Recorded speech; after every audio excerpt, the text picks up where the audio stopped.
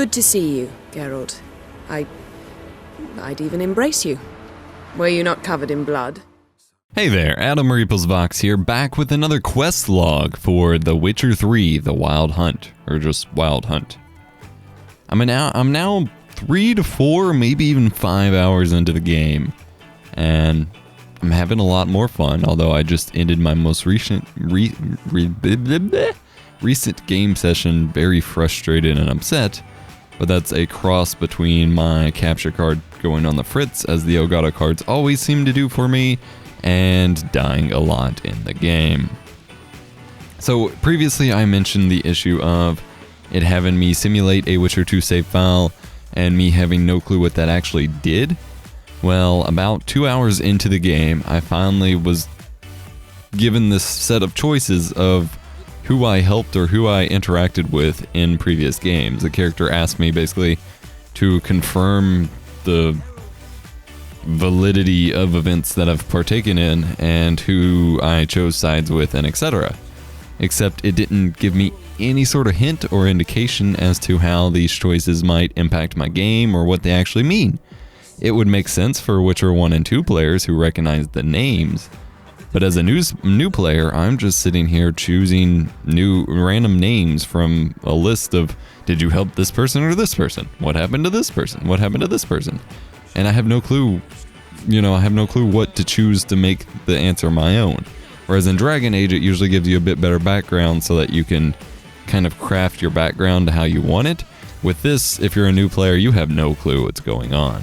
Now, I did come to find later on is I chose that I had helped Triss someone or another, and then there's another female who ended up not wanting to be with me because I apparently had dated her in the previous game or something. It was really weird. I don't understand it. I don't care that much about the character romances in the game, but the fact that that's something that could be big and that those decisions impacted and I had no clue what I was doing with them made it a little weird.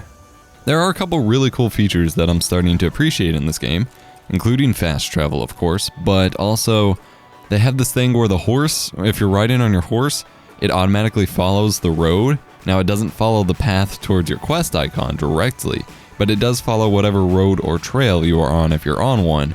And so you can just hold X or whatever your go button is and go super fast, and it will just kind of go its own way across the road. This generally works pretty well. However, movement in this game is extremely clumsy. It makes it feel a bit more realistic, but if suddenly you're going the wrong way and you're going really fast and you need to change directions and stuff, or your horse is just slightly at the wrong angle, things get a little messy.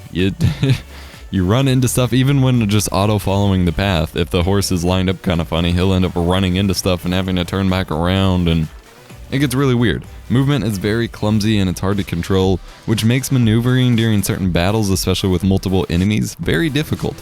But I think that's just like a challenge level that you just kind of need to get used to. It's interesting finding characters above your level. If they're so far above your level, they actually, or at least with certain ones that I was fighting, they end up starting to heal themselves and then you can't really kill them.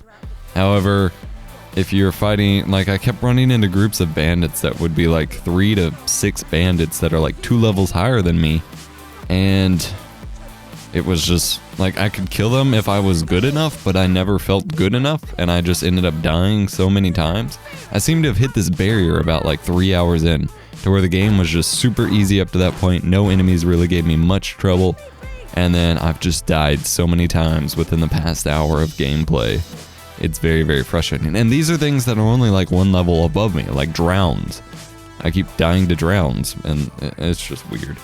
And so I've left this first quest log with a very frustrated, upset view of the game because I just kept dying to stupid things. It was never even anything problematic, but fighting wraiths in a toxic gas-filled chamber that just randomly starts filling back up with toxic gas, I was getting very frustrated. But I do like playing the detective and solving crimes and doing side quests, and hopefully we'll figure out what's going on with the story, but those are my impressions so far. I've paid a lot of attention to the tiny little mechanics. Also, your arm, well, I don't know about armor, but your weapons at least apparently can become damaged, and so you have to go repair them.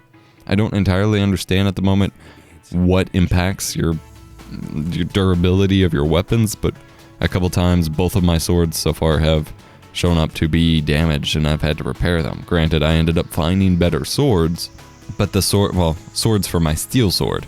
No better silver sword yet. But my first steel sword I started with was actually called the Witcher sword. So I'm hanging on to it until I know for certain that it's okay to throw away, because I don't really know. So this is about 4 hours or 5 hours into The Witcher 3 Wild Hunt. Hope you enjoyed this episode of the quest log. Again, let me know what you think about the series in the comment section down below. Check out the first episode if you haven't already. And otherwise, guys, I will see you in a future video. Now, typically people will tell you to be yourself and everything will fall together, or just do what you love or do best. That's not always going to bring you success at all. Those are good things to always keep in mind, but that's not good success. You doing what you do in a sea of everybody doing the exact same thing is not necessarily